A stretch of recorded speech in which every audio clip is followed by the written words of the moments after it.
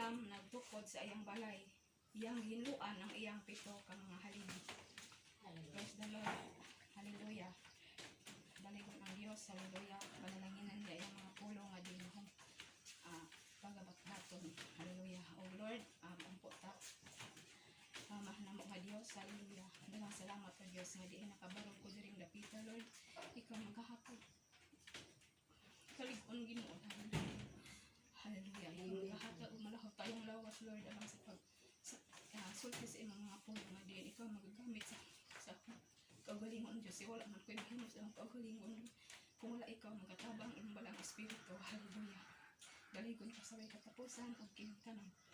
Ang isalig ang mga sa imong mga anak na among hinahing manluluwas ng si Kristo Jesus. Hallelujah. Amen. Amen. Hallelujah. Mao ni mga igsoon. Hallelujah. Ang kaalam ko no, nagtukod sa iyang balay. O kinsa ni ang kaalam? Mao ni ang gahom sa Dios. O kinsa ni ang balay? Mao ni nga kita. Ang iyang templo, iglesia. Adiin gitukod. Nag-ingon dito sa Mateo 16:18.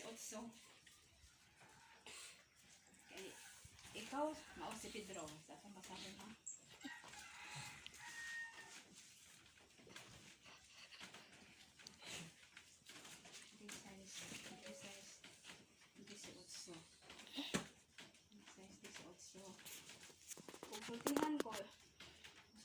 Sultihan ko ikaw nga ikaw mao si Pedro. Sa ibabaw ning bato pagkatukuron ko ang akong iglesia. Ug ang mga gahom sa kamatayon dili gayud makabuntog kaniya. Hallelujah. Mao ni mga igsoon nga ang gipasabot ani ang bugtong anak sa Dios nga tukuron niya iyang iglesia. Og sa naman kayo ang bersikulo ani sa tulok adlaw mabanhaw siya. Pero ang mga uban aning mga apostoles sa mga punuan wala magkuan. Nagkuan sila ba sila mo wala mo tuo ba? Wala mo tuo nga Jesus mao na yung mahitabo pa sa kaulahian. Bisan nung gani si Pedro nung gani siya mo wa siya mo tuo sa pag-ingon sa Ginoo nga ipasidaan ko ang akong kamatayon. Pero ning kuan si Pedro kung kita dai nga mosanta dito sa kabubuton sa Dios ang kanad ay nagsugo na to sa tanas din na naman dire apan bilisok si Pedro ni ay tumasahol sa Mateo 16:22 o gipinig siya ni Pedro o isugin lang siya sa pagbadlong siya nga nag-ingon pahilayo kana kanimo dili gayud kana mahitabo kanimo. Si Pedro ni ingon siya sa Ginoo nga dili siya motugot ba nga mahitabo na si Ginoo nga mamatay wa sila magtuo. Apan niingon ang Ginoo apan miliso siya ug miingon kang Pedro pahawa diha sa tanas maoy usa ka babag ikaw alang kanako kay ang imong naan dili ang mga butang sa Dios kundi ang mga butang sa mga tao. Mao na ang kabubuton gid sa Dios matuman gyud na. Bisan pag mayroon ang tao kay kaning tao jud mabati gyud sa pagkatawhanon.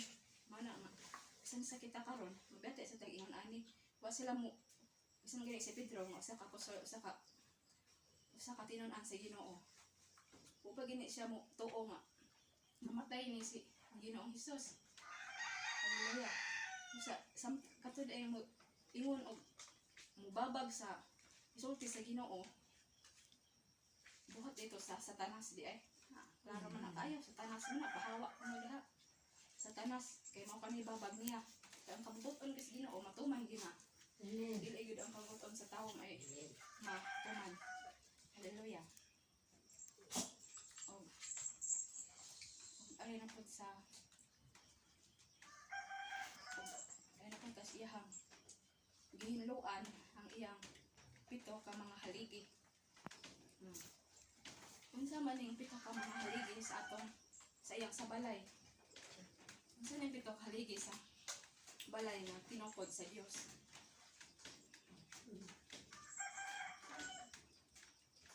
Ang balay mao kita. Templo sa Dios nga buhi. O ang pito ka mga haligi mo ni. Ha. Mata, dunggan, ilong, duha ka ilong. Duha ka ilong. Duha di ka ilong. Duha ka buho. 2, 4, 6, 7.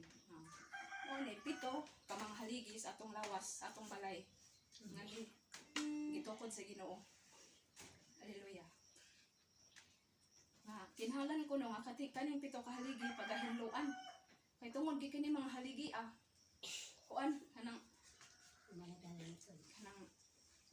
og sa balay pa ni walay mag-atiman bukbukon magabok anayon wala sa balay nga sa material na to nga balay walay mag-atiman ni ana so pagakot-kuton ka na sa mga anay taya o sa padinha tangkob apan kining haligi sa atong lawas nga mao ang kaning parte sa kaning mga mata, ilong, dunggan, bakba. Mo ni angay pagahiluan nga hilo gyud. Kay mo may ang gitugon. Kay tungod kay kaning mata murag mo yung pilmiro jud ning hiluanan. Kay dali man kini makakita. Gawas na og pera lang, ug di kakita. Mo ni nga gi tambagan ta sa Ginoo nga pagahiluan ning pito niya kahaligi kay atong mata dali kay makakita og dili maayo. Atong nya iniday makita atong mata. O dito dayon ang atong og nahuna pa. Nahuna. Dayon mo sa mubungat atong bakba. Ana na din ha. Na makasala. Mo na gi tambagan ta sa Ginoo nga angay na to hinluan ang atong mga haligi, pito ka haligi. Ug narabay ingon niya diri nga pito sad ka mga kuan. Pito ka mga panambagon ba nga dili angay na to buhaton.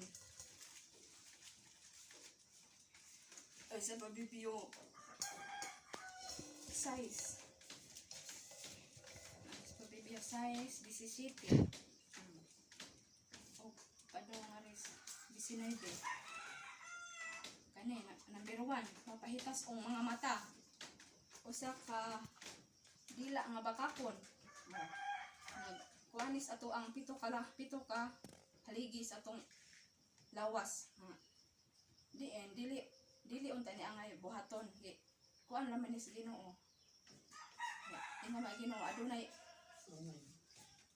unom ka mga butang gidumtan ni Jehova o gidumtan gining mga pulungan ni o pito nga maoy dulumtanan niya mao ni gini ang dulumtanan mapahitas og mga mata usa ka dila nga bakakon ug mga kamot nga nag-ula sa dugo sa mga inosente usa ka kasing-kasing nga nagalalang sa daotang mga tinguha mga tiil nga mo tulin nga mo dalagan ngadto sa binilya ko makahibaw man gid ta ba og unsa diyan yung mga binilya ko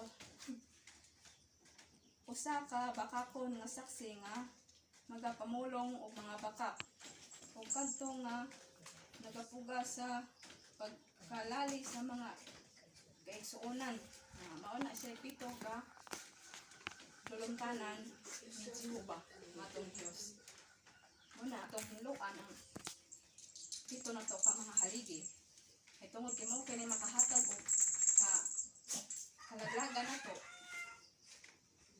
kining mga kuana kinahanglan nga lig-one atong haligi dili matarog pero dugay gini siya ipahaom basta ang atong ipasulabi ang buhat na ang dinhi sa kalibutan kay mas luag man gyud ang kuan sa kalibutan unta sa padulong sa Ginoo kay hiktin man og hiktin og higpit jud ang dalang padulong sa Ginoo. Mao nang gitambagan ka nga hinluan nato atong pitok haligi kay basin unya adto kita modulong sa luag nga dalan nga mao ang kalaglagan.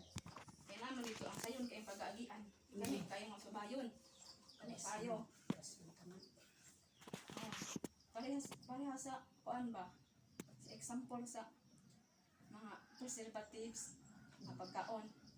Di ba? Lami kayo basta naanad ka mga preservatives nga pagkaon. Lami kayo na sa paminaw na to sa atong lawas, atong baba. Lami kayo sa tagamtamon. Pero nasyay tungnanan, nasyay padulungan og magsigit ang kaon ana. Na kay bation, mayuti ay ka. Sa pa, daghan kayo ang maka daghan og mahimong sakit anang mga chemicals nga mosulod sa itong lawas nga dautan.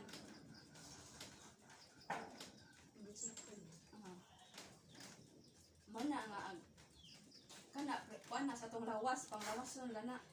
Ug ari pud ta sa atong espirituhanon nga padung pud ta sa kalag nga ay pagkalaglagan sa kalag, mga preservatives kintapod sa itong kalag, kaning mga buhat nga dili kapabuton sa Dios. Kay kani mga buhata, nindot man kayo ni paminawon. Basta dili nato hinuklugon bitong pulong sa Ginoo kung unsa siya kamaayo unsa ka nindot siya mga pulong ba nga nagpahimangno nato. Mana dili man kita perfect sa pagkatao, pero ina pa sa Ginoo nga kaning kamutan nato ang makahimong Dios nun. Kaning kamutan nato nga mahimot ang palaan aron mahimpit as nga tubangan. Hallelujah. Mana nga ang usa ka haligi nga ang haligi nato nga ibalabi nato ang kailibon sa kalibutan, dugay gina siya mahinluan. Pero maminaw lang kita sa pulong sa Ginoo. Masayon raman na kay gaan raman gining pulong sa Ginoo ba? Isod pagabuhaton sa wala magkinabuhi, ang dili magkinabuhi nga balaan. Hallelujah. Bisan bitaw anong haligi sa balay. Sampo lang ang halikoton dire haligi sa simbahan. Dugay kay nga haom Filmirong haligi dugay ni haom.